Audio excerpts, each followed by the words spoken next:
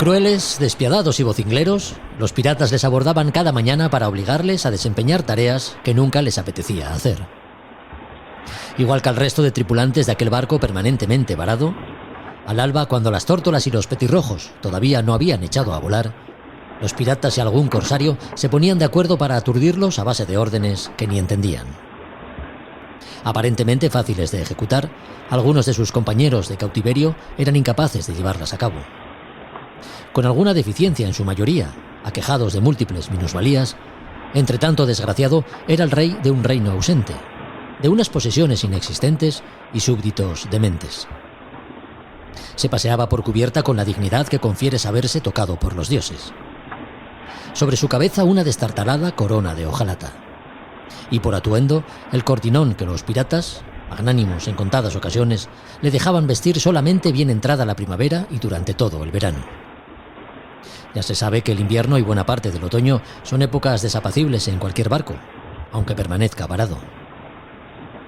Pensamientos ajenos a la realidad, desordenados, como un desván repleto de trastos abandonados, su mente distraída rescataba obsesivamente del profundo y oscuro pozo de los recuerdos los asuntos que le habían llevado hasta allí, a encallar en aquel pudridero de almas malditas y descarriadas, como le gustaba decir a uno de los piratas. Descalzo, con los pies huesudos, pero bien formados, caminaba y caminaba describiendo círculos interminables alrededor del palo mayor, el enorme y centenario roble que ocupaba el centro del jardín. Lo hacía con la misma majestuosidad con la que solo un rey desafía las normas más bárbaras de un confinamiento atroz. Así un día tras otro, soportando las atenciones de médicos y enfermeros que sus desorbitados ojos no podían ver ni su escacharrada mente comprender. Mientras la vida se iba tras los cristales de aquel hospital psiquiátrico rodeado por montañas que en su imaginación llegaban a adquirir la magnitud de enormes olas, como las que solo pueden verse en los mares del sur. Olas que soportaba recio aquel barco permanentemente varado. Ganamos sur a bordo de la Luna, sobre un mar que nos ha concedido en los últimos días cierto descanso a bordo. La isla de Oreab, cada vez más cerca. A Son de Mar, el podcast para marinos y amantes de la navegación.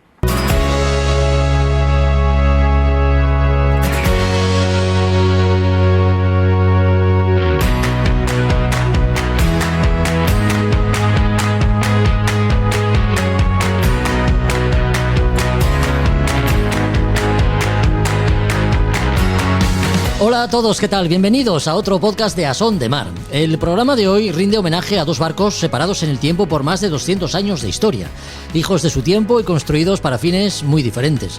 Uno cubría la ruta comercial con las Américas allá por el siglo XVIII. Otro vigilará la salud de la vida que albergan mares y océanos.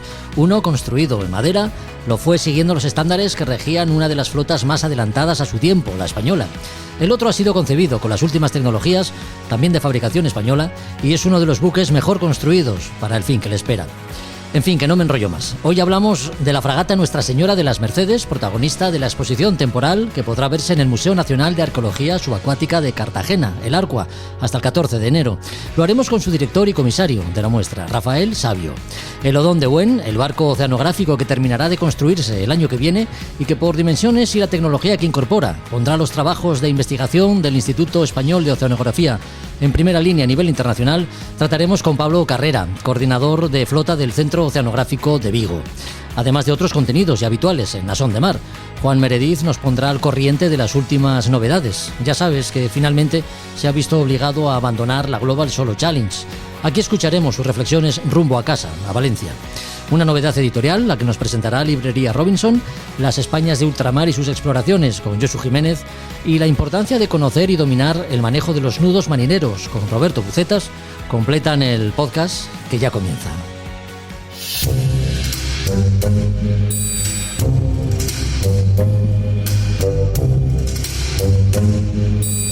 En A Son de Mar, historias del museo.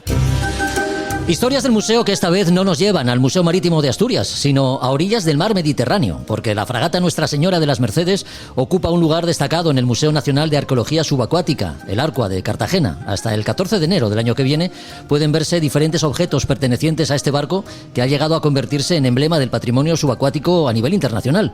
Recordemos que la UNESCO incluyó el proyecto Nuestra Señora de las Mercedes en el registro de buenas prácticas que reconoce las iniciativas emprendidas por los países pertenecientes a esta organización en relación, como hemos dicho, al patrimonio subacuático internacional. El por qué esto ha sido así y cuál fue la historia de la fragata Nuestra Señora de las Mercedes para que el Arcua le haya reservado un espacio en su calendario de exposiciones son cuestiones a las que daremos respuesta durante los próximos minutos con Rafael Sabio, uno de los comisarios de la exposición y director del museo. Don Rafael, ¿qué tal está? Muy buenas. Hola, buenas tardes. Parece que la fragata Nuestra Señora de las Mercedes estaba llamada a pasar a la historia. ¿Por qué? ¿Había alguna característica que la distinguiese de otros barcos de su época?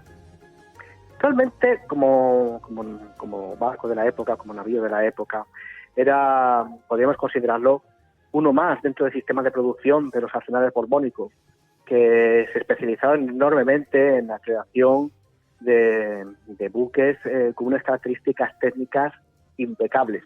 Ahí no podríamos decir que a nivel técnico, ya digo, descollara por encima de cualquier otro navío del periodo.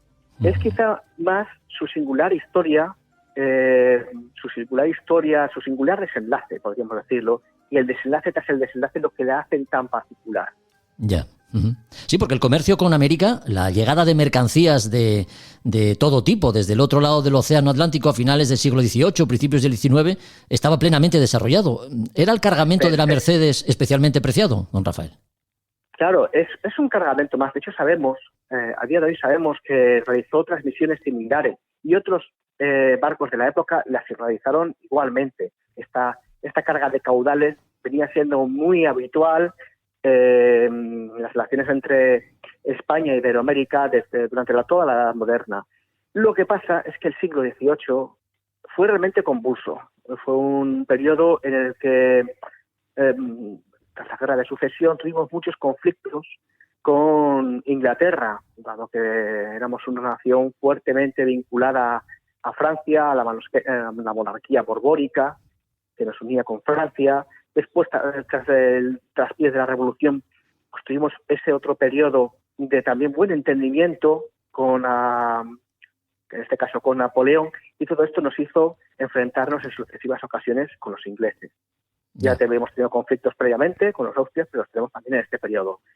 Y son tan intensos que realmente siempre existía ese temor de transportar caudales. Y eso es lo que le sucede a la fragata de Nuestra Señora de las Mercedes. Fue precisamente un periodo de supuesta paz después de una guerra en la que no se habían querido transportar caudales, en los que se habían ido acumulando en Iberoamérica gran cantidad de caudales, cuando se decide que, dado que se ha firmado una paz, no va a suceder nada, y se embarcan en 4 fragatas, una serie de caudales que iban a ser transportados durante este periodo, como digo, de paz a España, pero así no lo entendía Inglaterra, que al parecer, según su versión, ella entendía que estos caudales iban a financiar la guerra, indirectamente la guerra entre Napoleón e Inglaterra, y se aprestaron a apresar estas fragatas. El incidente dio lugar a la explosión de la Santa Bárbara. Una de estas fragatas, la conocida como Nuestra Señora de las Mercedes, las otras acabaron siendo capturadas, y Nuestra Señora de las Mercedes se hundieron en el fondo del mar. No se pudieron incautar esta serie de bienes que iban transportados en el navío. Y esa es la parte A de la historia, y la parte B de ese trágico final es el momento en el que, rastreando nuestros generosos archivos, la empresa Cazatesoros, así es como hay que calificar la Odyssey, sí, logró dar con el yacimiento de la fragata y expolió, podríamos decir, casi vilmente todos los caudales. De hecho, con unos modos tan rudos que puede decirse que prácticamente absorbió los caudales y elementos del mismo tamaño. Si quedaba algo del barco, lo debió arrasar completamente. De hecho, junto a las monedas habían unos pequeños clavos que debían ser parte del forro. Nos podemos imaginar que entre las monedas y y estos clavos de forro, podría haber algo más, pero lo han chupado, lo habrían destruido como si de barro se tratara. Ya. La Mercedes, pasados los años, nada menos que 200 aproximadamente, parece querer cobrarse su venganza, ¿no? El pecio próximo a Cádiz dio origen, como comenta, a un litigio entre las autoridades españolas y la empresa norteamericana, cazatesoros, efectivamente, Odyssey Marine Exploration, litigio que finalmente ganaría España y que serviría para que la UNESCO incluyese este proyecto, el de Nuestra Señora de las Mercedes, en el registro de buenas prácticas del patrimonio cultural subacuático. ¿Cómo fue todo ese proceso? ¿Cuál fue su secuencia? Efectivamente, el proceso, la verdad que fue un proceso, tenía algún precedente. De hecho, esa serie tan curiosa, tan interesante, a mí personalmente es una serie que me parece que está bien rodada y bien enfocada. Sí. La Fortuna, que como bien he sabido, nuestro director Alejandro Amenábar está enfocada en el caso de la fragata, cambia los nombres, pero bueno, es el mismo caso, una prístina transposición en muchos sentidos, y ahí se ve ese complejo, ese largo litigio en el que sin embargo se han mezclado factores de otras batallas que se iban ganando poco a poco. Nosotros habíamos tenido mala fortuna con casos como el de San Diego, que sin duda fue producto de expolio por una empresa similar. Al final acabó negociándose de algún modo con la empresa, fue un asunto complejo, y quizás este antecedente hizo que luego, cuando nos enfrentamos a un caso como el de las fragatas Juno o Galga, no sabemos cuál de ellas, hay un pecio en Estados Unidos que fue también abordado de una manera similar, tenía que haber un antecedente, ya se dio un toque de atención, y con este antecedente, cuando nos enfrentamos a la casa de la fragata de Nuestra Señora de las Mercedes, dado que, aunque no se había expoliado el suelo estadounidense, sí que había sido expoliado por una empresa estadounidense, el juicio se celebró ahí. Y lo ganamos. También, por otra parte, por ese guiño, los estadounidenses tienen cierta conciencia con ese tema, porque es una realidad en el caso que los estadounidenses tienen mucho patrimonio sumergido, muchas tumbas de guerra derivadas de la Primera y sobre todo la Segunda Guerra Mundial. Y ellos mismos tienen esa empatía con un caso semejante. Ya. Quizá eso nos jugó una buena pasada. El abogado fue muy hábil en la estrategia a la hora de enfocarlo ante el juez. Ya. Rafael, ciñéndonos al contenido de la exposición, así lo ha hecho saber el museo. Además, esta exposición quiere hacer hincapié en el contexto en el que nació y se desarrolló la fragata Mercedes. Digamos que esta es la primera parte de la muestra, pero hay más, ¿no? Sí, es una muestra. Ahora hemos desarrollado una exposición, la hemos integrado en las salas de la exposición permanente del museo, una exposición temporal que tiene ese ánimo de mostrar una serie de episodios, podría decirse, bastante desconocidos en torno a esta fragata, porque es verdad, todo lo que he contado es lo que ya se sabe, es lo que ya se ha presentado, lo que se ha presentado en diversas exposiciones temporales celebradas en el pasado. Podemos seguir haciendo hincapié en el tema, pero a raíz de un encuentro con el otro comisario, un encuentro informal el pasado año, el catedrático Juan José Sánchez Baena, sí. Esta persona me transmitió una serie de informaciones valiosísimas, que a él se debe todo este discurso inédito, que nos hacía entrever que la fragata era una gran desconocida. O sea, conocíamos muy bien efectivamente lo que más fama le daba al caso. Pues tanto esta primera parte que he dicho, la de su trágico hundimiento, que desencadenó nada menos que el conflicto que terminaría en la trágica batalla de Trafalgar. Yeah. Pues bien, esto por una parte, y por otra parte ese expolio por parte de Odyssey. Entre medias de todo esto, es verdad que todo esto es lo que le da fama al caso, pero en la fragata no sabemos nada más. No teníamos un cúmulo de información suficiente sobre cuál había sido su pasado, qué había pasado con esta fragata. Es verdad que su historia podría ser la de cualquier otro navío de la época, pero en este caso, gracias a la documentación, se ha podido ir reconstruyendo los arsenales, la información sobre los arsenales, el momento de la botadura.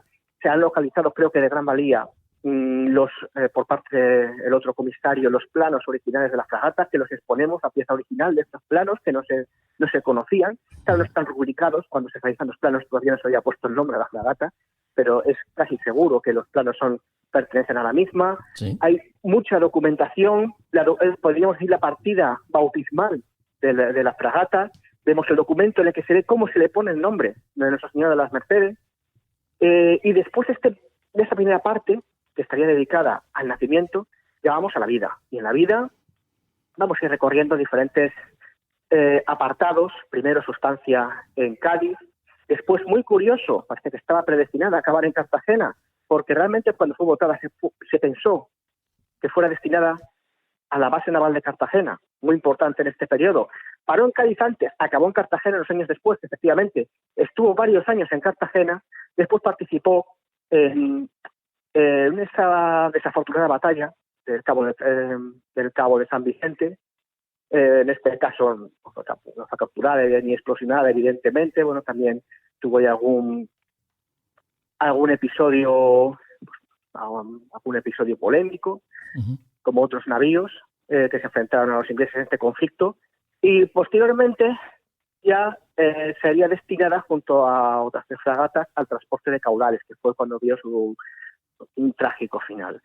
Y esa exposición, esa segunda parte se centra en esto. Luego hay una tercera parte que digamos que es como la vida después de la muerte, o sea, más allá de todas estas misiones previas que ha pasado con la fragata después del caso Olite, que es un gran desconocido también. Todo este desarrollo ha pasado relativamente desapercibido. Yeah. Y ahí es donde hemos querido también exponer pues esta enorme labor de limpieza, de conservación, de documentación, catalogación y, cómo no, de divulgación.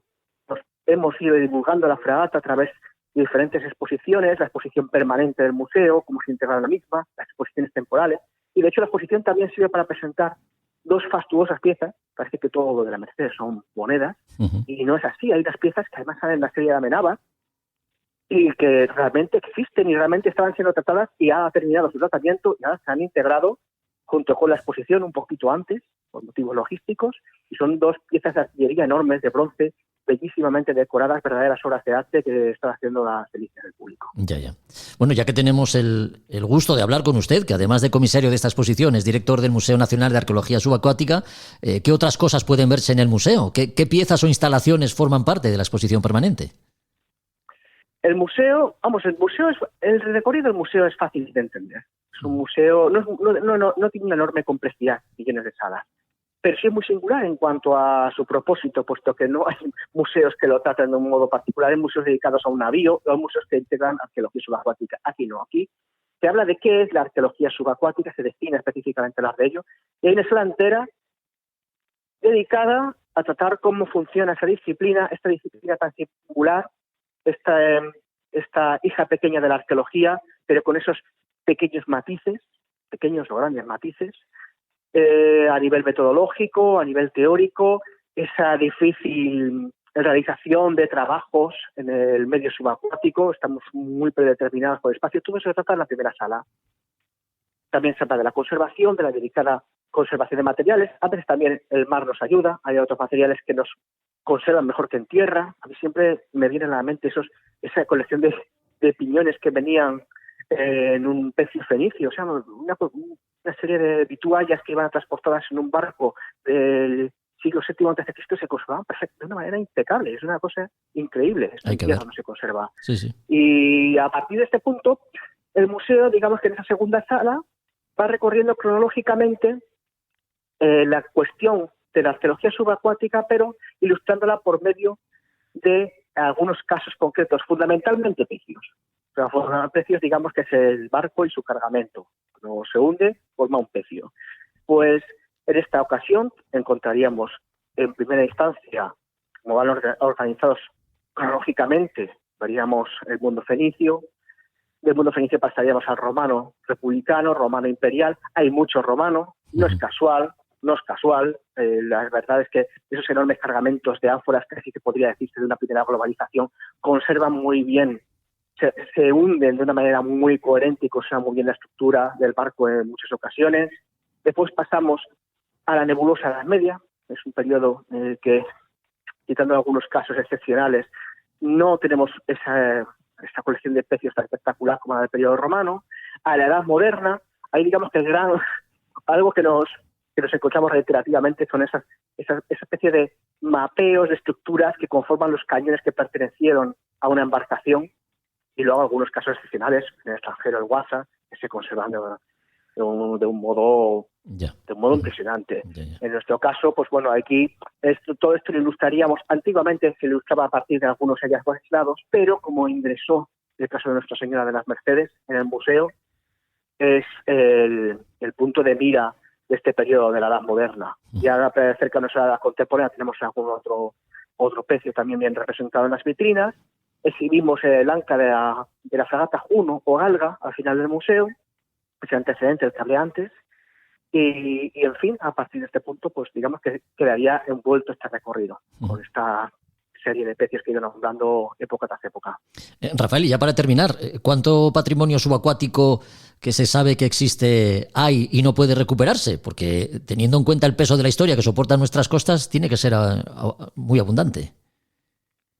Eso es prácticamente... La palabra yacimiento, la verdad es que me encanta que nada aplicada a la arqueología, porque igual que sabemos que es complicado que se haga un cuadro de Velázquez nuevo, lo de la arqueología es un verdadero yacimiento, es que es tan inabordable la cantidad de bienes, claro, de muy diferentes naturalezas, desde el fragmento de una pared de cerámica hasta una escultura de bronce hundida con un carguero griego.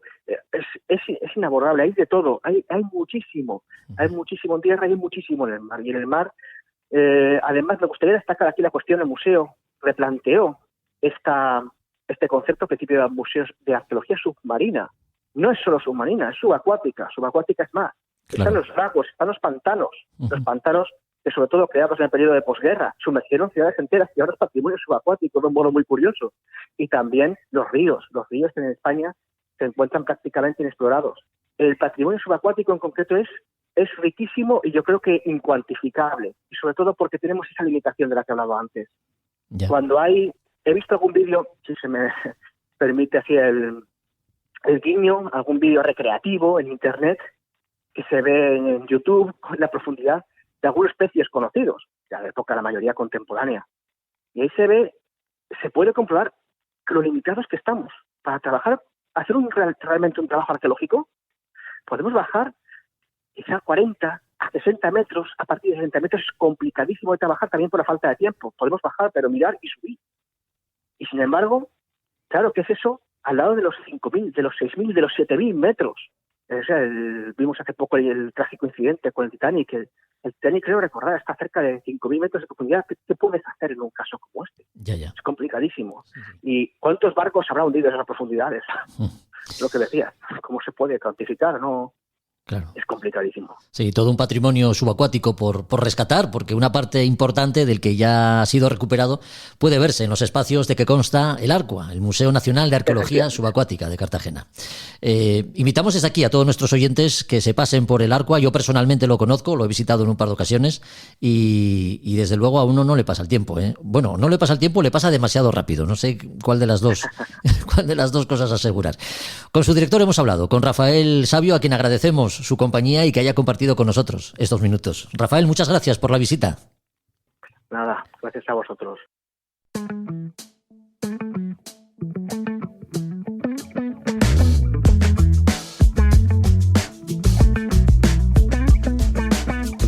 A Son de Mar, el podcast de Jorge Uría. Sun is shining, wind blows through my hair. Car is moving fast down the freeway to anywhere. We are going somewhere new tonight. I ain't letting you out of my sight.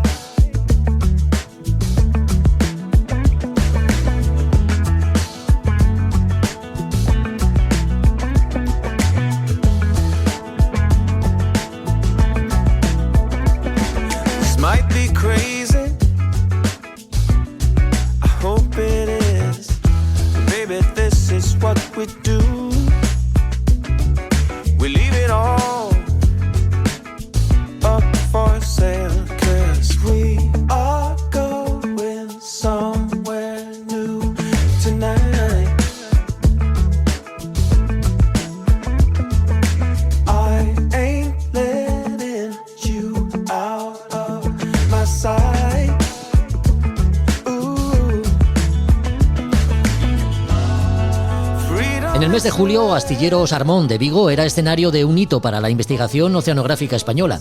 Con más de 84 metros de eslora y una amplia capacidad para albergar a bordo laboratorios y espacios de trabajo, además de sus 58 pasajeros entre tripulación y personal científico, el Odón de Buen será el barco más grande con que cuente el Instituto Español de Oceanografía y sin duda uno de los más modernos tecnológicamente que puede prestar servicio a la investigación de mares y océanos en todo el mundo.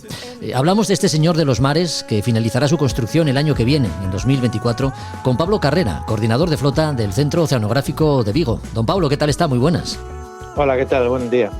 Antes de hablar de las características técnicas y tecnológicas del Odón de Buen, que son muchas, su nombre rinde tributo a alguien muy especial para la comunidad científica que formáis parte del Instituto Español de Oceanografía. ¿Es así? Pues sí, señor, es así. Odón de Buen fue el fundador del Instituto Español de Oceanografía en el año 1914. Entonces, tenemos una institución centenaria, la más antigua en España en investigación marina. Bueno, es un tributo bien merecido en ese caso, ¿no? Sí, la verdad que sí, porque bueno, siempre cuando echamos la vista atrás y nos ponemos en perspectiva lo que ha sido su trayectoria, es una persona que además estuvo muy vinculada tanto a lo que era la capacidad científica en España como también internacionalmente. Asistía regularmente a todos los foros, tanto en el Mediterráneo como en el Atlántico. Y sobre todo tenía claro que en el caso del oceanográfico, en exclusiva, su misión más importante era estudiar los procesos que ocurrían en los océanos y en los mares para entender un poquito mejor la dinámica de las poblaciones, sobre todo explotadas. Ya. Es decir, lo que es la pesca. Muy vinculado a lo que era el mundo de la pesca, y los procesos son muy amplios y diversos. Y en ello seguimos nosotros. Sí. ¿No? Digamos que en el caso de Odón de Buen fue un pionero, ¿no? También en otros aspectos, en otros campos. Sí, fue un pionero porque él, además de lo que es la parte de investigación, él entendía como importantísimo también la formación. Y de hecho procuraba siempre que en los centros, que antes eran los centros costeros, además de la investigación, hubiese siempre capacidad de que la gente se formase, y entonces suelen ir estudiantes, en fin. Tenía esa visión ya un poquito más de conjunto, no solo de ver la oceanografía como de interés de investigador, sino también de formación de las nuevas generaciones. Bueno, pues hablemos entonces del Odón de Buen, no investigador, sino de este barco oceanográfico multipropósito, así lo definís. Y aunque nos hagamos una idea de lo que significa, ¿cuál es este multipropósito, Pablo? Multipropósito quiere decir que el barco es capaz de realizar simultáneamente o no diferentes escenarios de trabajo. Cuando hablamos de escenarios de trabajo, nos referimos a aquella capacidad que tiene un buque para llevar a cabo una investigación determinada. Cuando estudiamos el mar lo tenemos desde lo que sería la superficie, la columna de agua, pero también el fondo. Entonces, normalmente hay diferentes disciplinas que te ayudan a comprender todos los procesos que ocurren en el mar desde el punto de vista de la física, desde el punto de vista de la geología, de la biología y de la química. Entonces, un barco que sea capaz de combinar todas las técnicas posibles, que para estudiar el océano en su conjunto le llamamos pues multipropósito. El resto de barcos con que cuenta el Instituto Español de Oceanografía tienen estas dimensiones, esta dimensión científica, digamos. No, es muy difícil porque también normalmente en los buques hay una limitación física de espacio. Entonces intentamos que los barcos sean lo más versátil posible, pero claro, llegar a que sea multipropósito requiere tener cierta dimensión para poder simultanear a bordo trabajos. Nuestros buques pueden hacer una campaña de un tipo u otra campaña de otro tipo, pero no simultanear a la vez. Entonces, sí, nos permiten diversidad de trabajo, pero no la capacidad de simultanearlas a la vez, que es lo que tiene el Odón de Buen.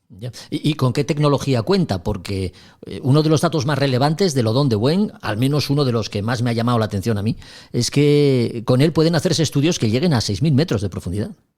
Sí, en principio. Hay normalmente, gracias sobre todo a los últimos avances, estamos hablando de lo que es tecnología puntera de los últimos 10 años, que en Europa se impulsaron muchísimo, a través de los fondos de investigación, sobre todo del Horizonte 2020, lo que se han incorporado ahora es nuevos equipamientos que te permiten explorar el mar de una forma pues más amplia. Sí. Y lo que pasa que, claro, para llegar a los 6.000 metros de profundidad, los equipos son especiales. Y la suerte es que nuestro buque contará con esos equipos que te permiten, sobre todo, explorar a 6.000 metros. 6.000 metros en el mar es muchísima profundidad. Sí, sí. Siempre que hablamos del mar, quizá la característica, conforme vamos profundizando en el mismo, suele ser la falta de luz. Es evidente que no hay luz. Cuando ya a partir de los 300 metros, una cosa así, ya es la penetración de la luz es mínima y lo que nos queda simplemente es la oscuridad. Pero más allá de la oscuridad, lo que hay es una presión enorme, con lo cual poder estudiar cualquier proceso, cualquier organismo a esas profundidades requiere también un equipamiento muy específico que aguante la presión a la cual están sometidos allá abajo, claro. que no es pequeña. Bueno, a la mente me viene la desintegración total, ¿no? del submarino que se sumergió en el último viaje para presenciar el pecio la implosión de Titanic. Sí, así es. Bueno, entonces, pues bueno. Sí. Hablamos de lo Donde como buen buque oceanográfico que ha de cumplir, ¿no?, con los estándares más exigentes de respeto al medio ambiente. Su fuerza propulsora, la que ha de mover las 1.700 toneladas de peso que tiene, además de silenciosa, es altamente eficiente. ¿En qué consiste? Pues mira, en principio casi todos los buques ahora modernos su propulsión tiende a ser eléctrica, es decir, funcionarían como los trenes realmente. Sí. Entonces un tren o es abastecido directamente con electricidad o tiene un generador que le da electricidad y es el motor eléctrico el que mueve las máquinas. Los barcos funcionan de forma semejante. Tienen siempre un generador de electricidad y después un motor eléctrico. La novedad que tiene este buque es que el generador, que en principio casi siempre eran diésel, ahora también los pueden ser a gas. Y entonces son barcos que, bueno, tienen también por volumen, son capaces de llevar tanques de gas líquido, lo que le permite es, sobre todo, viajar durante 7 días prácticamente en un régimen de gas, que lo que suele hacer es contaminar muchísimo menos que lo que es el gasoil, sobre todo en las emisiones de azufre y de nitrógeno. Entonces, digamos que es un barco con una huella relativamente limpia, gracias precisamente al empleo de un combustible alternativo. Y eso es fundamental, por ejemplo, cuando quieres trabajar en áreas que son sensibles. Sí. Y también, por supuesto, cuando estás entrando en puertos, porque realmente los barcos también son una fuente de contaminación en las ciudades, adicionalmente. Ya. Entonces, este tipo de propulsión a través del gas, bueno, son muchísimo más limpios que lo que sería la propulsión con gasoil. Ya. ¿Y cuáles son las partes más sensibles de este barco? Sensibles. Desde el punto de vista de trabajo, sí. Digamos que el barco es un barco grande, como bien decías, son 84 metros, pero tiene la capacidad de posicionarse dinámicamente. Es decir, si nosotros le damos una posición en la que el barco tiene que estar, el barco permanecerá, siempre y cuando haya mucho temporal, en esta posición estática, independientemente del viento y de las corrientes. Eso yo creo que es una ventaja fundamental y que suelen tener solo los buques de investigación, porque eso lo que te permite es tener muchísima precisión en el tipo de trabajo que tengas que hacer. Claro. Porque el barco se te queda ahí quietecito. Esto se hace a través de un sistema bastante complejo entre las hélices propulsoras y las hélices transversales que tiene el buque, y de tal manera que a pesar de todo se te queda ahí. Ya. En un régimen, imagino, de rendimiento de motor estable, claro. Sí, por eso. Además, ahí es donde entra, sobre todo, lo que es el sistema de propulsión eléctrica, que es mucho más eficiente que lo que sería un motor de explosión. Ya. Entonces, todo lo que es el sistema de motorización del buque, tanto en la motorización principal como lo que son las hélices transversales, son eléctricas. Y entonces, bueno, ahí el barco es muchísimo más eficiente. Lo único que necesitas es tener la fuente de energía que te dé esa electricidad. ¿Y cuál será, Pablo, su zona de actuación? ¿Aguas españolas o, no sé, en virtud de tratados y acuerdos con otros países, podrá desplazarse a cualquier lugar del mundo? Sí, a ver, el barco además de multipropósito es de ámbito global, con lo cual quiere decir que el barco en principio está capacitado para trabajar en prácticamente todos los océanos del mundo. Y no es por echarnos muchísimas flores, es un barco que tiene clasificación polar. Es cierto que es la más baja, pero es un barco que podría estar trabajando en los gasetes polares y podría atravesar banquisas de hielo de un año. Es decir, ya es un barco que está preparado para poder acometer cualquier tipo de investigación en cualquier lado del mundo. Esto es fundamental porque también a nivel español, España es un país bien desarrollado y tiene acuerdos de cooperación con muchos países, entre ellos, por ejemplo, también a nivel internacional con lo que es el conocimiento de los mares antárticos. En este caso, tenemos 2 bases en la Antártida y ese barco podría estar perfectamente haciendo investigaciones asociadas a lo que es la investigación que se hace en estas bases, pero sobre los océanos de aquella zona, de los mares australes. Multipropósito y tanto. Su terminación además está prevista, como comentábamos, para el año que viene, en 2024. ¿Cómo van los trabajos? Sí. Pues bueno, a mí realmente me está sorprendiendo la velocidad que está adquiriendo el barco.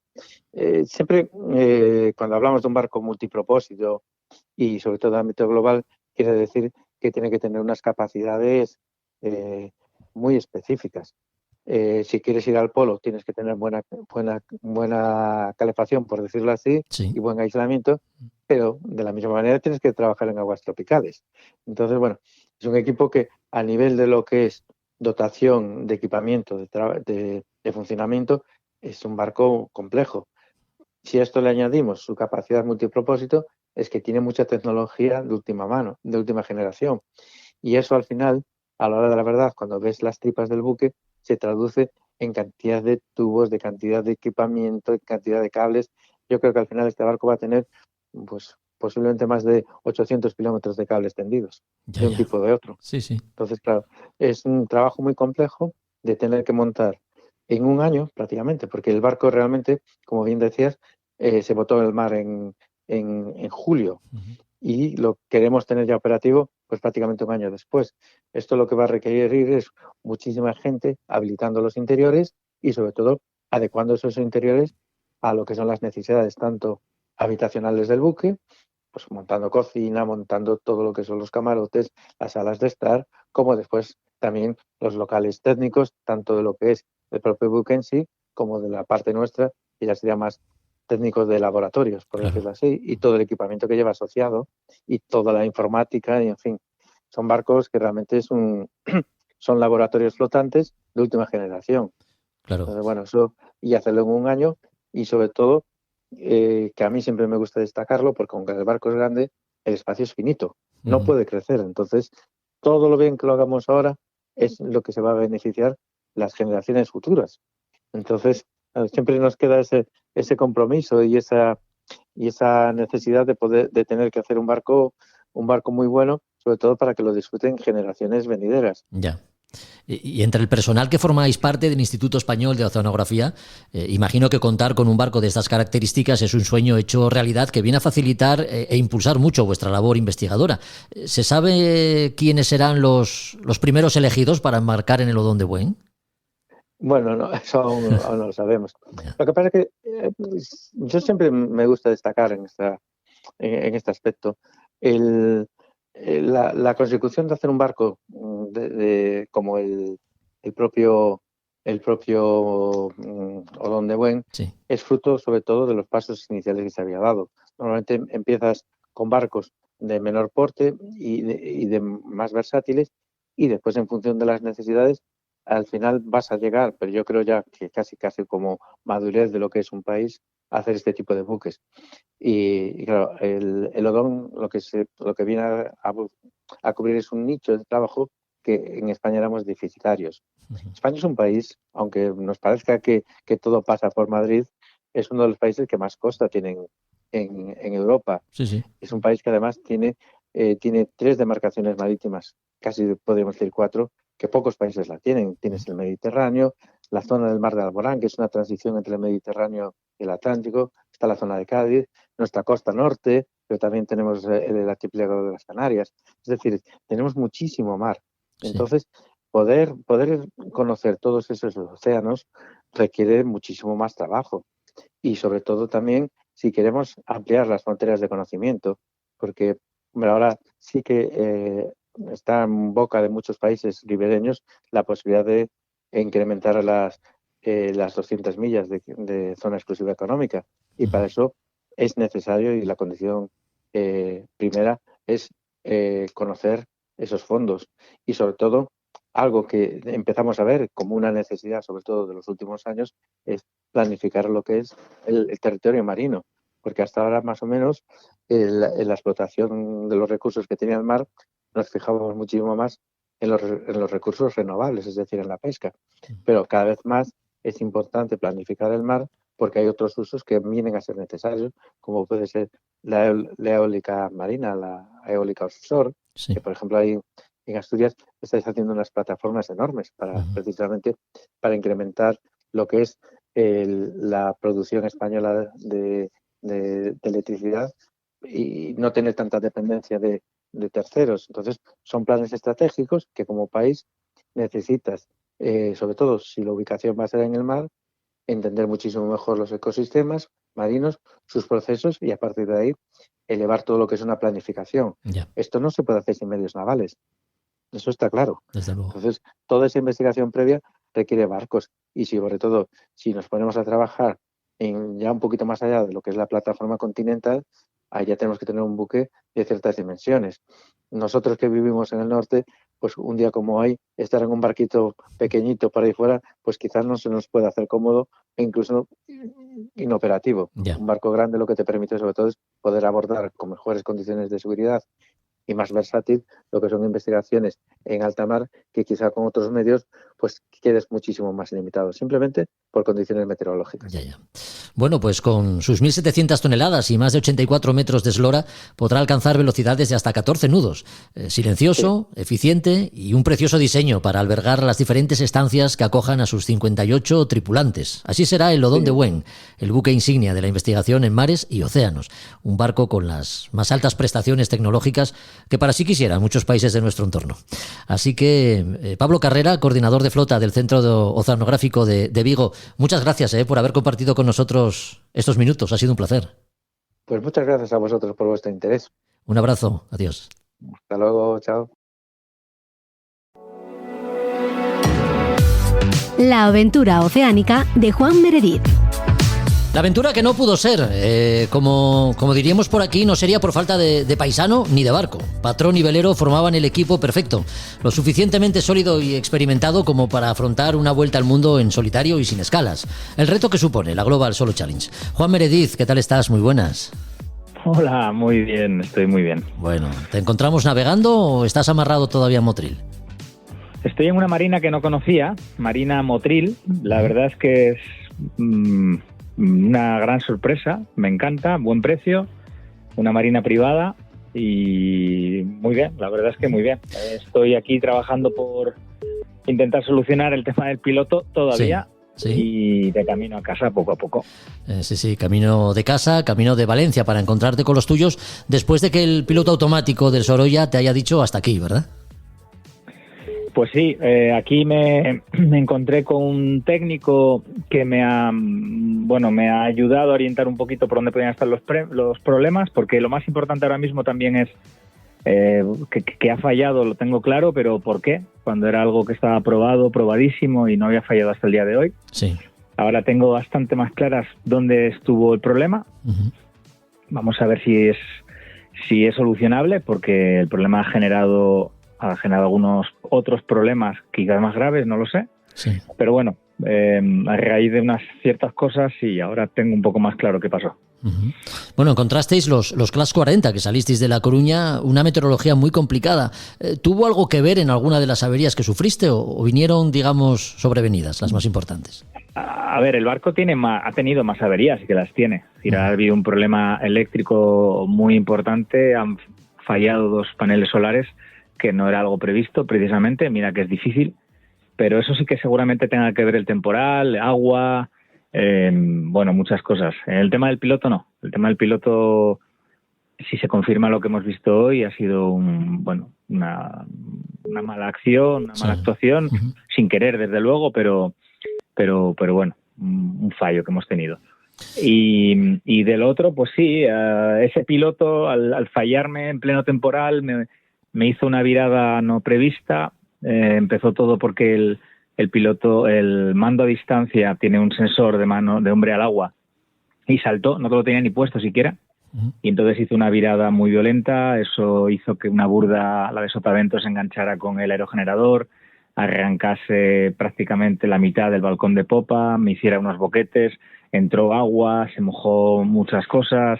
Bueno, todo eso con el ventarrón y el maretón que teníamos, que fue muy violento, pues sí. Luego lo demás pues son roturas bastante más típicas, ¿no?, de temporales. Pues la camisa del segundo rizo rompió, bueno, pues se sustituye y ya está, ¿no? Uh-huh. Y fíjate, una de las cosas que no había comentado hasta ahora, tenía una entrada de agua muy, muy importante en proa, muy importante. Sí. Y no acabé de entenderlo hasta aquí, que he parado, lo he visto, y es que con los vientos y los temporales, el maretón que había allí en Coruña, una de las cornamusas ha hecho un poco de holgura, y el spray, la potencia de la ola, bueno, cuando avanzamos, sí, es sorprendente, ¿no?, la de agua que llega a meter. Pero bueno, eso son pequeñas cosas y al final lo más grave, pues bueno, sí, la parte eléctrica, pero bueno, que es solucionable de forma rápida y económica, y lo complicado, pues eso, el piloto, ¿no? Pero bueno, estamos vivos. Recordemos que fondeaste en la bahía de Sagres para reparar, que conseguiste arreglar todos los desperfectos y la driza de mayor, pero el piloto, como comentamos, ¿hasta qué punto te ofrecía alguna garantía? Porque navegaste no llegaste a Canarias, pero casi. Bueno, realmente no salí a probar. Bueno, sí, claro, sales y miras a ver cómo va, pero yo salí convencido. De hecho, yo salí a las 8:15 de la tarde y en la primera singladura, en esas 24 horas, a mí me salieron 232 millas efectivas. Es decir, que superé con creces los 10 nudos de media, ¿no? Porque a mí de corredera me llegó a 250. Era un navegar fácil, a pesar de que tuve 3 o 4 horas en las que no pasé de 7 nudos, el resto del tiempo estuve por encima de 10, 11, 11 y medio, 12, muy, muy rápido. El fallo del piloto vino después de un primer chubasco de viento, iba con código 0, con trinqueta y un rizo en la mayor y bueno, subieron a 30 nudos, el barco acepta eso sin lugar a dudas. Soy yo el que no quiero que sufra tanto porque era una vuelta al mundo, pero en ese momento lo aguantó bien. Reduje un poco de trapo y al rato él dijo basta. Otra vez muy violento cuando se fue y se repitió exactamente el mismo problema, pero con el segundo brazo. Entonces a partir de ahí ya no es seguro, porque no tengo ninguna confianza. Si ya hasta cierto punto asumía el riesgo de hacer una vuelta al mundo ya solo con un brazo y con un ordenador, claro. Si no tengo opción, ya no hay nada más que hacer, y la seguridad siempre manda. Uh-huh. Entonces, bueno, podía haberme ido a Madeira, es verdad, podía haber seguido a Canarias, me quedaban unas 200 millas en cualquiera de los dos casos, 150 a un lado, 200 al otro. Pero, sinceramente, ¿cuál hubiera sido el futuro? A día de hoy sigo sin poder solucionarlo. Ya. Entonces, bueno, creo que la decisión penosa, durísima, pero consecuente pues con lo que siempre digo, ¿no? Que la mar no permite tonterías. Uh-huh. Finalmente, el fallo del piloto se debe a un problema, no sé si técnico, de tecnología, de material. No, creo sinceramente, porque insisto que el piloto que falló es un piloto que es el que hizo por completo las 2.000 millas.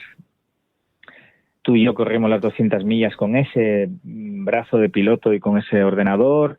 Me llevó a Coruña sin ningún problema, y hay veces que pasan cosas así. Se hacen controles, se comete un error sin querer. Yeah. Y que creemos ahora que sabemos por dónde van los tiros, y no quiero decirlo porque basta que lo diga para que meter la gamba, pero aquí precisamente pues quería que alguien externo a mí, porque yo ya estaba muy bloqueado, lo pudiera ver, y encontramos un detalle en el piloto contrario, que fue con el que intenté seguir, con el brazo contrario, sí. Uh-huh. De potencia, y cuando me lo dijo me di cuenta dónde podía estar el error del primero. Simplemente es un cambio de polaridad, para darte, bueno, si lo digo, es un cambio de polaridad del brazo. Son brazos que están cada uno a un lado y tienen que ser opuestos. Y creo que allá estuvo el error, que da igual quién lo haya cometido, porque yo mismo lo hubiera cometido, desde luego. Y bueno, son esas pequeñas cosas que al final pues salen caras, pero que es parte del juego. Ya. Esto no deja de ser... Bueno, pues son cosas que pasan, sin más. Bueno, no pudo ser, Juan, pero lo hemos comentado, ¿no? A lo mejor esta edición de la Global no era para ti. Y como sabemos que has nacido para dar la vuelta al mundo y arrojar la toalla, no obstante tus defectos, yo no sé si camino de Valencia vas pensando en próximos retos. Sí. Bueno, yo digamos que ahora mismo tengo el tiempo reservado hasta finales de marzo, ¿no? Es lo que me dijeron en casa. Sí. No, hablando en serio, sí, quiero hacer muchas cosas.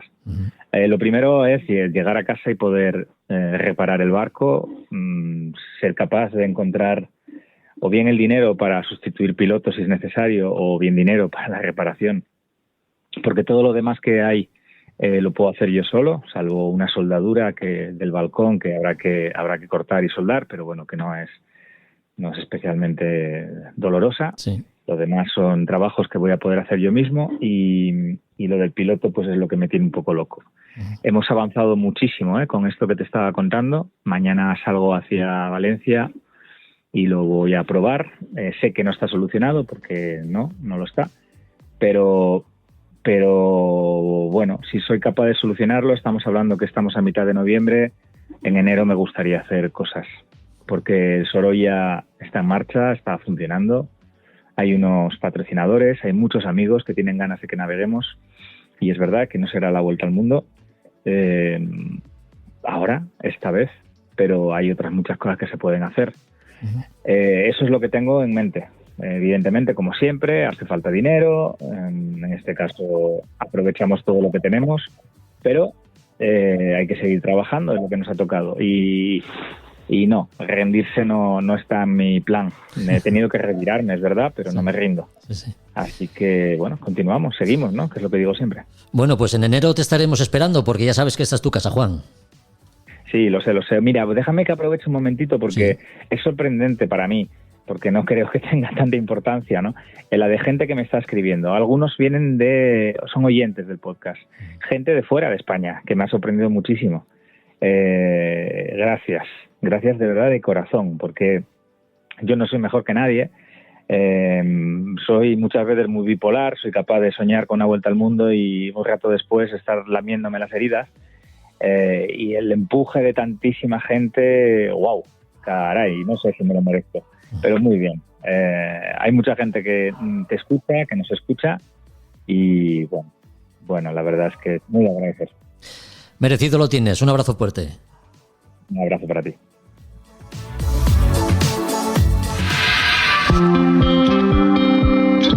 Es una sensación muy difícil de explicar porque es sublime.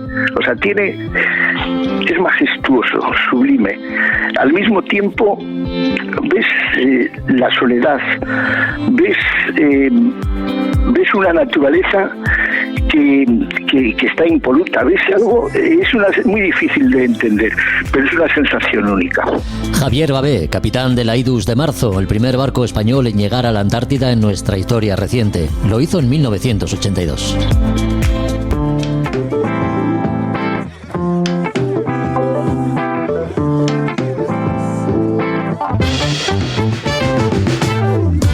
Hoy la sección de libros de A Son de Mar viene rica y sabrosa porque hablaremos de gastronomía. La recogida en el libro publicado por la Asociación de Navegantes del Mediterráneo y que lleva por título Recetas marineras mediterráneas para cocinar a bordo.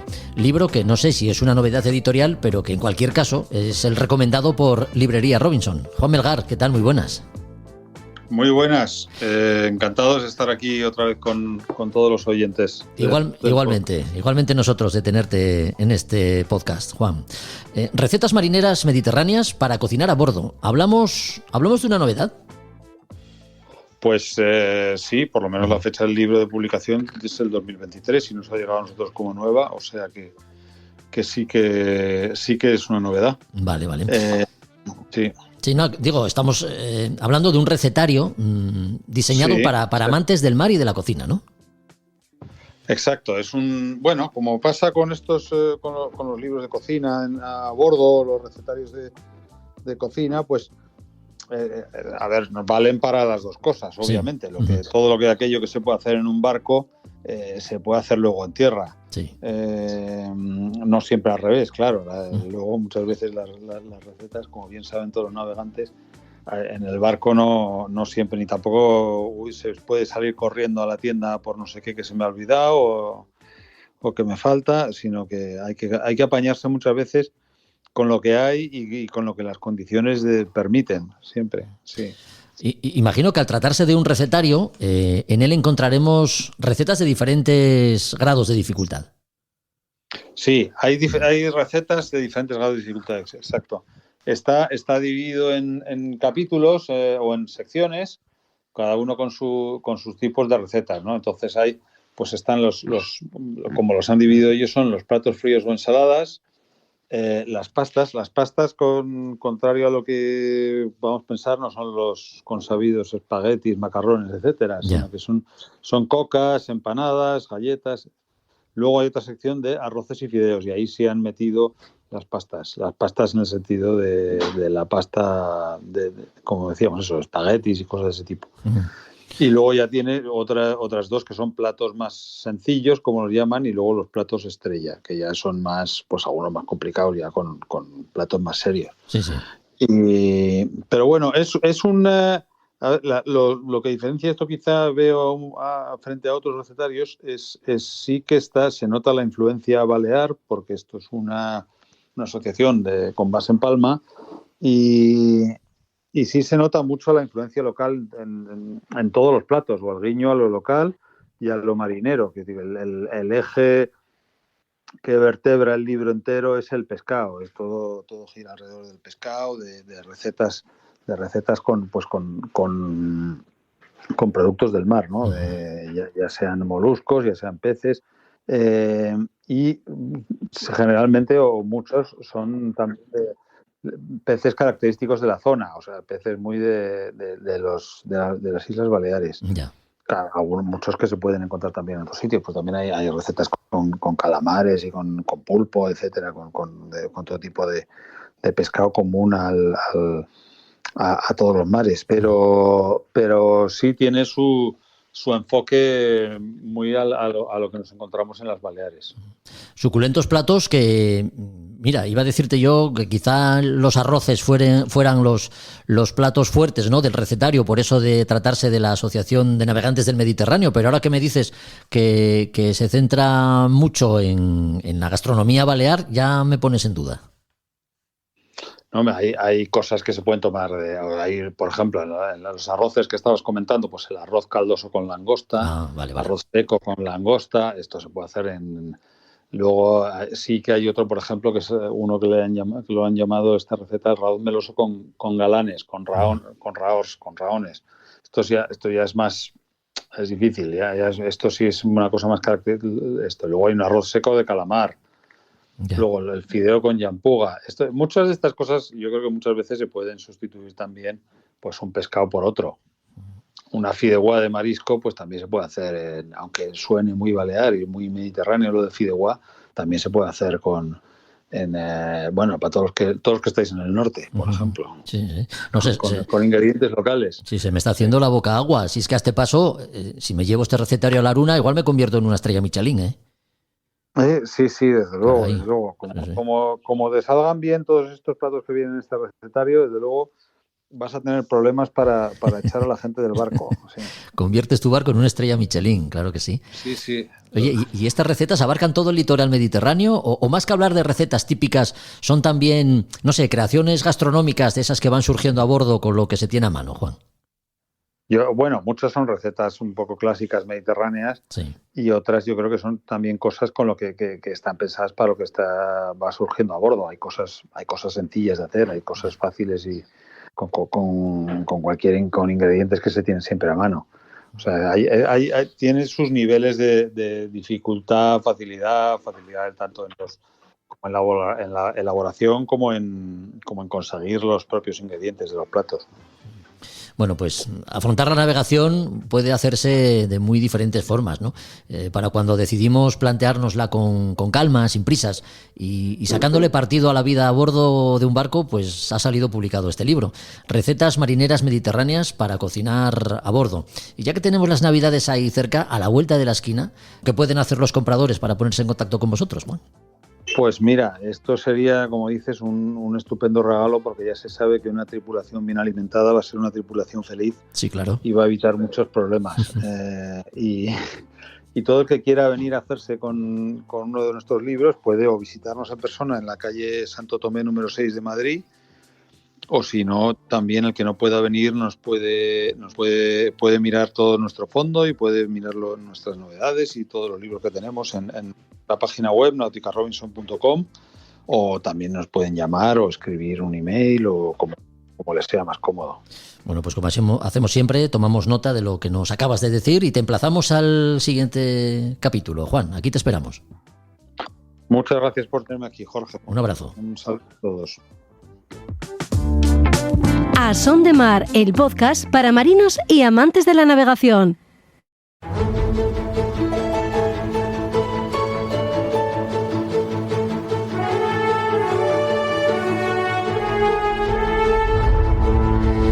Hay que ver qué música hemos escogido, ¿eh? Música épica, no podía ser de otra forma. Es la que buscamos para navegar en la historia, por las Españas de ultramar y sus exploraciones. Hoy nos vamos a principios del siglo XVII, de la mano de don Fadrique Álvarez de Toledo, capitán general de la Armada del Mar Océano, con Felipe III. ¿No es así, Josu? Cuéntanos. Así es, muy buenas tardes a todos. Y vamos a hablar de don Fadrique Álvarez de Toledo, de una saga en la que el padre y el abuelo fueron, como él, el de noble cuna, fueron capitanes generales de la Armada del Mar Océano. Pero si nos centramos en este hombre es un hombre en cierta manera desconocido, después de todos los que tuvo antes, y voy a contar un poco su historia. Él, por supuesto, de adolescente ya embarcó en las armadas y en las galeras en Nápoles, porque nació en Nápoles, en el Imperio Español.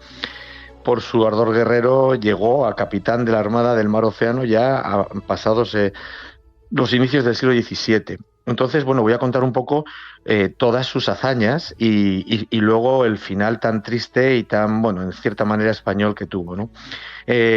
Acabó la tregua que tenía España con las provincias holandesas de la Guerra de los 12 años, la tregua de los 12 años, y entonces, pues ya está, empezamos con la guerra y empezamos una flota holandesa que va al Mediterráneo a trabajar, a transportar material, un montón de comercio con las repúblicas italianas, Génova en este caso, etcétera, ¿no? Entonces, don Fadrique, con 6 galeones y 2 pataches, 6 galeones, y 2 pataches, arrumbó hacia Gibraltar, y ahí se puso para hacerlos frente.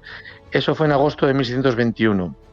50 velas enfrente, 30 de ellas galeones de guerra. Pues con su inferioridad don Fadrique incendió a numerosos enemigos que al final lo que hizo es que echasen a correr y les bloqueó en el estrecho. Después, se descubrió que había una flota que estaban montando los holandeses para establecerse en Mogador, al sur en la costa de Marruecos. ¿Qué hizo nuestro Fadrique, al cual, por supuesto, le dieron orden de ir a atacar? Salió de Lisboa con su armada, porque en aquella época Lisboa, Madrid, España, Portugal era lo mismo. No se ponía el sol. Con su armada del Mar Océano, primero subió al Canal de la Mancha, uniéndose primero con las flotas de Guipúzcoa, Vizcaya y las 4 villas, que para quien no lo sepa, las 4 villas podemos decir que es la flota cántabra, y bloqueó sus puertos de tal forma que no pudieron salir, y después bajó y a toda la flota berberisca, que era superior a él, la arrasó y la destruyó. A partir de ahí, don Fadrique ya era un gran héroe y era una persona muy considerada y de mucha altura en su capacidad como general de la Mar Océana. Entonces, pero tenemos ahí lo que siempre que pasa en este país, ¿no? Tenemos que los mediocres siempre tratan de anular a los que no lo son. En este caso tenemos al gran conde duque de Olivares, que empezó a censurar lo que hacía don Fadrique. Y don Fadrique, pues bueno, pues le informó al monarca de que la armada la encuentra en un estado tan malo que ha de hacerse saber a vuestra majestad. La armada y su caja está sin un real. Y esto se lo decía por el señor conde duque de Olivares. Bueno, esto es un detalle, pero ahora viene su gran batalla, su gran resistencia. Los holandeses querían hacerse con Brasil. ¿Por qué? Porque hasta entonces, mientras hacían los negocios con Portugal, ellos en Portugal cultivaban el azúcar, le suministraba el azúcar a los esclavos y ellos lo vendían en Holanda. Entonces lo que querían era quedarse con el azúcar, la caña de azúcar de Brasil, los esclavos en Angola y de ahí pues hacerse con todo. Con lo que entonces aprestaron una armada en la colonia brasileña, fueron hasta allí con 26 barcos. Tomaron Salvador de Bahía y, claro, lógicamente saltó la alarma y aprestaron la mar Océana, Estrecho, la Armada de Vizcaya, las 4 villas, bueno, etcétera. Un total de 56 buques que fueron al mando de don Fadrique. Allí lo que hizo de mano fue crear enfrente de la Gran Bahía, generó una línea de combate decreciente, es como una onda de una radio, si podemos pensar, ¿no? Es decir, una curva de media luna grande, otra más pequeña detrás, de tal forma que aquello parecía una ingente, bueno, aparte que ya era muy grande, de mástiles, de los cuales desde atrás estaban los que tenían más transporte para que de esa manera pudiesen desembarcar los soldados. 4.000 soldados que bajaron a utilizar, a masacrar pues la plaza y a sitiarla, que diríamos, ¿no? Entonces, con eso y el combate en la bahía, al final en un mes los holandeses tuvieron que rendirse. Pero claro, ellos salieron barcos avisando a Holanda y vino otra flota que fue un segundo ataque. En este caso lo rechazó, huyeron a otra bahía que yo he visto por ahí que se llama Bahía de la Traición, pero no la he encontrado, y allí fueron perseguidos, querían bajar a coger agua y demás, y bueno, pues lo mismo, pues con los soldados por tierra y con la flota de don Fadrique, pues fueron echados y tuvieron que salir pues como podían, a toda vela para con su fracaso allí, a Holanda. Seguimos con las mismas historias con los holandeses. ¿Qué sucede? Que en este caso lo que querían, bueno, en la política, el príncipe el conde duque quería unirse con Inglaterra y trataba de casar a la infanta María, hermana de Felipe IV, con el príncipe de Gales. No sé si alguno, el que haya visto a la triste, verá que al principio de la serie sale una familia británica y era pues esto, ¿no? La querían haberlos casado. Esto no pudo ser y entonces cuando no pasa esto, ¿qué dice? Pues bueno, pues Londres coge y reanuda el ataque en corso a España. Fracasa.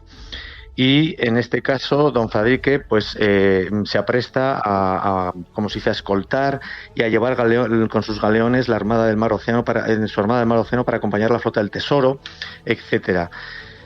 De ahí vuelve a traer las flotas de La Habana, pero además se dedica la escolta a atacar a los holandeses hundiendo 6 galeones, etcétera. Es decir, a los holandeses les da por todas partes. ¿Qué pasa? Pues mira, que desde 1617, en que es capitán del general de los galeones, capitán general, hasta esa época, que es 1633, solo estuvo prácticamente 2 meses en su casa. Era un hombre que estaba realmente cansado y el rey al final él solicitó y le concedió la licencia. Y aquí es donde empiezan sus problemas. ¿Por qué? Porque los holandeses siguen atacando Brasil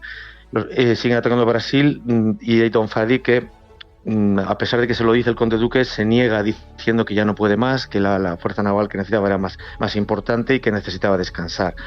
El valido le recriminó y entonces dijo que él había servido a su majestad gastando su hacienda y su sangre y no hecho un poltrón. Esa frase es de don Fadrique. El conde duque de Olivares ordenó su detención. Le hicieron un consejo de guerras, lo humilló, lo condenó e incluso no permitió ni siquiera que en el cementerio se le hiciesen las honras fúnebres que debían ser. Y este hombre murió pues un poquito en el silencio y un poco en la privación de todos sus títulos, mercedes, por culpa de este hombre que bueno, que también nos hizo perder muchas más cosas, el conde duque de Olivares, ¿no? Como tantos otros podemos seguir hasta hoy. Y entonces, bueno, afortunadamente el hijo de Felipe III lo nombró marqués, es decir, le recuperó un poco todo su orgullo y os voy a leer simplemente ahora mismo un poema que escribió el gran Quevedo sobre este señor don Fadrique de Toledo, que es, bueno, pues un hombre que merece la pena leer su historia. Y es: al bastón que le vistes en la mano, con aspecto real y floreciente, obedeció pacífico el tridente del verde emperador del océano. Fueron oprobio el belga y el luterano, sus órdenes, sus armas y su gente, y en su consejo y brazo felizmente venció los hados el monarca hispano.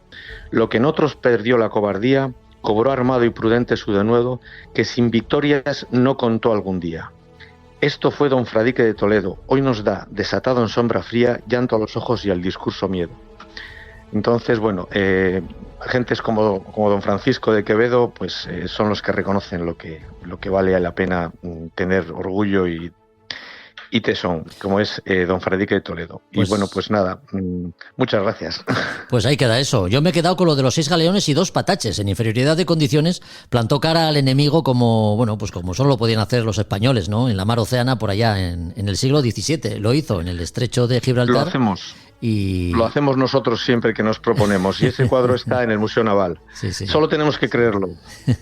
Pues la figura de hoy, el protagonista de hoy fue don Fadrique Álvarez de Toledo, pero nos quedan muchas más. Por eso volveremos a repasar la historia, las Españas de ultramar y sus exploraciones con Josu Jiménez, a quien agradecemos que haya estado otra vez con nosotros. Gracias, Josu, por estos minutos. Muchas gracias. Un abrazo. Venga, hasta luego.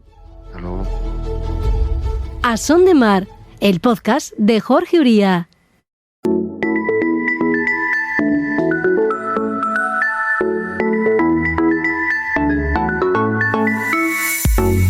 Una de las cosas que más y mejor identifica al ámbito náutico son los nudos marineros, aparentemente complicados de hacer, pero que a la vez guardan una extraordinaria virtud, su facilidad para ser desanudados, además de su firmeza y solidez para cumplir sus cometidos, que a bordo de un barco pueden ser muchos. Hablamos de nudos marineros. Lo hacemos con Roberto Bucetas. ¿Qué tal, Roberto? Muy buenas. ¿Qué tal, Jorge? Buenos días. Hablar de nudos es un tema aparentemente sencillo, ¿no? Pero si queremos sacarle jugo, joder, vaya si se lo podemos sacar. ¿Por qué en un barco no nos sirven los nudos que empleamos, por ejemplo, para actividades cotidianas como atarnos los zapatos, por ejemplo? Bueno, hablando de nudos tenemos que hablar de cabullería, que es esa disciplina o ciencia que estudia el arte de hacer nudos. Sí. Sus clases y sus aplicaciones, es la cabullería, ¿no? No nos sirven porque un nudo tiene que cumplir 4 características fundamentales. Un nudo marinero tiene que ser sencillo de hacer, es un requisito. 2, tiene que ser un nudo que sea eficaz para el propósito para el cual va a estar realizado ese nudo. Si es un nudo de ayuste, pues tiene que unir nuestros cabos con seguridad.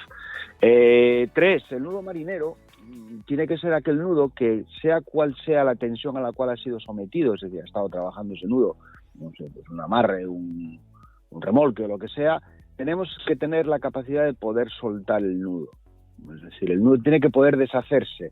Hago medio nudo para unir 2 cabos y yo no tengo que coger navaja y picar el cabo para deshacer el nudo. Tiene que poder deshacerse. Ya. Es un requisito que en otras aplicaciones pues no es que sea tan necesario como ese requisito. Y 4 requisito, el nudo marinero tiene que ser un nudo guapo, tiene que ser bonito, tiene una alta componente estética. Por eso se hacen cuadros de nudos, porque son guapos los nudos, por eso hacemos los cuadros de nudos, ¿no? Pues eso muchas veces me preguntan, oye, ¿este nudo está bien hecho? Pues dímelo tú. Echa un vistazo y me dices tú si es un nudo marinero o no es un nudo marinero, porque bueno, con este churro que me acabas de hacer aquí, Ya. esto no va a ser un nudo marinero seguro. Seguro. Son requisitos que se le exige a cualquier nudo marinero. Ya. Oye, y hay vida más allá de las de guía, ¿no? Perdón, hay vidas en las que... Que digo, que hay vida más allá de las de guía. Hay muchos nudos, muchos tipos de nudos. Sí, nudos, hay muchos nudos. Ya te digo que se hacen cuadros de nudos y ves cientos de nudos ahí hechos. Pero bueno, con 4 o 5 nudos básicos somos capaces de solventar cualquier necesidad que tengamos a bordo del barco, ¿no? Ya. Si quieres hacemos un repaso rápido por lo que son los nudos marineros más importantes o más utilizados o más necesarios, ¿no? El concepto de lasca, pues una lasca es un nudo que se denomina el nudo de tope. Suele utilizarse bastante en el tema de barcos de vela, como para si no queremos que un cabo se despase, un chicote se despase de una polea, de una mordaza, de cualquier elemento a bordo, tenemos que hacer en el extremo, en el chicote, un nudo. Pues ese es un 8, una lasca. Es un nudo básico, sí, que debemos de saber hacer y que, bueno, la dificultad es sencillo, ¿no? Después, nudos que podemos encontrar como nudos de ayuste. Es decir, cada nudo va a tener una aplicación. Y el nudo de ayuste, por excelencia, se habla siempre del nudo llano. El problema que tenemos con un nudo llano que nos permite unir dos cabos es que deberían ser los dos cabos del mismo material, del mismo diámetro. Si son de diferentes materiales, el nudo llano pues a veces no es un nudo del todo seguro.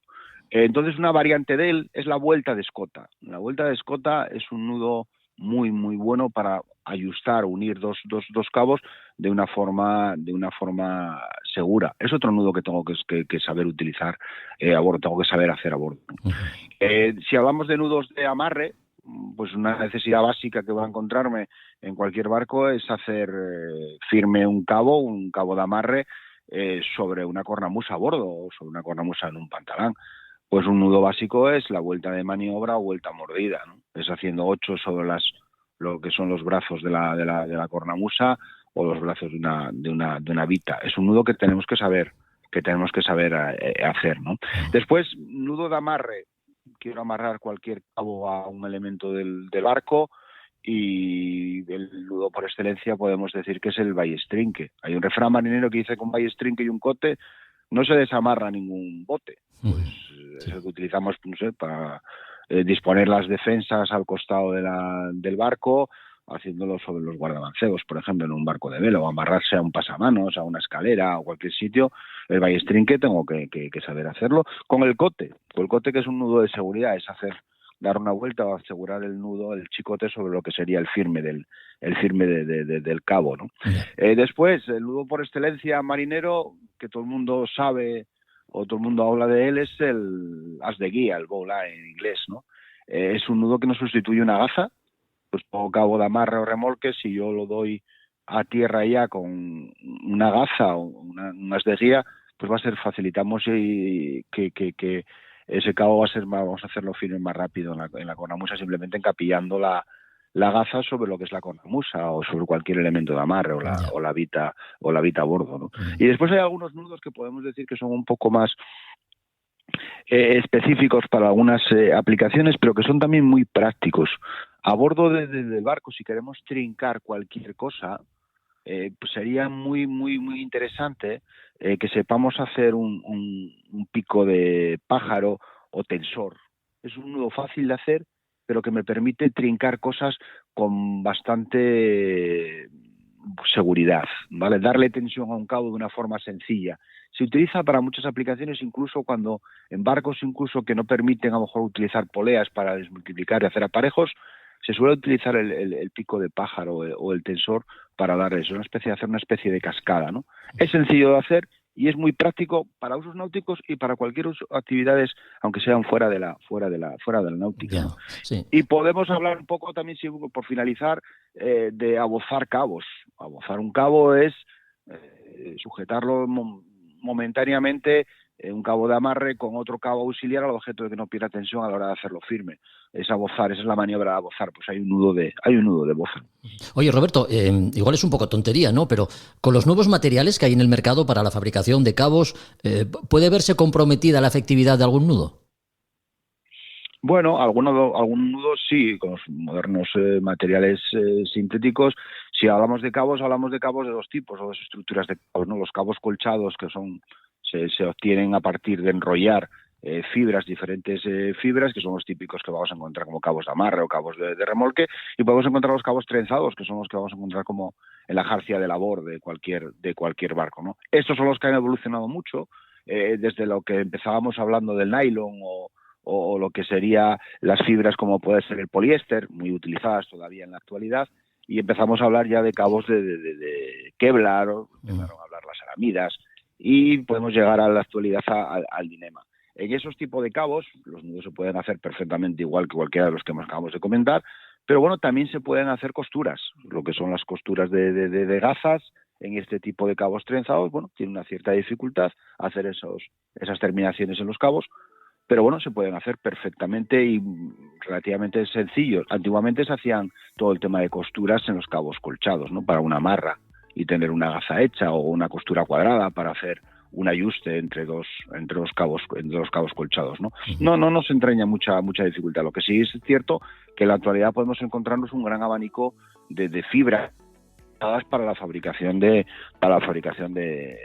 cabos, bueno, llegando desde los cabos de poliéster que seguimos utilizando, cabos de remolque que podrían ser, o es necesario que sean de una cierta elasticidad para que absorban los tirones en ese remolque, o los cabos de alta resistencia, como puede ser el Dyneema en la actualidad, ¿no? Y una de las características importantes en cualquier fibra, en cualquier cabo, o fibra utilizada para la fabricación de cabos, ¿sí?, es la carga de rotura, es que el que va a dar la resistencia de ese cabo, ¿no? Y esa carga de rotura nos la va a dar siempre el fabricante, sometido haciendo una prueba de tracción sobre ese cabo, y nos da la carga de rotura. Uh-huh. Y a partir de la carga de rotura podemos obtener lo que es la carga de trabajo máxima que podemos utilizar con ese cabo, que normalmente suele ser un 40% de la carga de rotura, es decir, que trabajamos con unos márgenes de seguridad importantes para que tengamos la garantía de que esos cabos no van a faltar, ¿no? Y bueno, otras características dentro de los cabos interesantes pueden ser lo que es la degradación entre los rayos ultravioleta,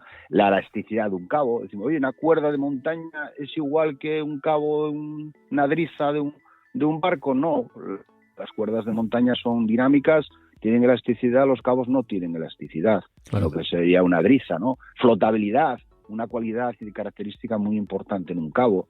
Un cabo de fondeo no puede ser que tenga flotabilidad, porque si no quedaría flotando alrededor del barco, y otro barco podría a lo mejor engancharlo con una hélice. Son características interesantes que debemos de conocer nosotros de todos los cabos que tengamos a bordo, ¿no? Es lo que tiene, que andar con cabos, cuando los manejas, hacer nudos se convierte en una necesidad que no está de más conocer y dominar, sobre todo porque no sabemos en qué circunstancias necesitaremos la máxima habilidad y destreza para hacer o deshacer un nudo con rapidez. De eso hemos hablado, de nudos y algo de cabos. Mira, eso nos queda pendiente porque podemos profundizar un poco más en el asunto. Lo hemos hecho con Roberto Bucetas una vez más. Gracias, Roberto. Hasta el próximo podcast. Un abrazo. Gracias a vosotros. Un fuerte abrazo. Bueno, pues hasta aquí, ya sabes, otro podcast de A Son de Mar. Si los contenidos te han gustado, te agradeceríamos que los compartas en cualquiera de las plataformas que emplees para escucharlo. Volvemos en 15 días con contenidos náuticos. Hasta entonces, adiós. A Son de Mar, la náutica en un podcast.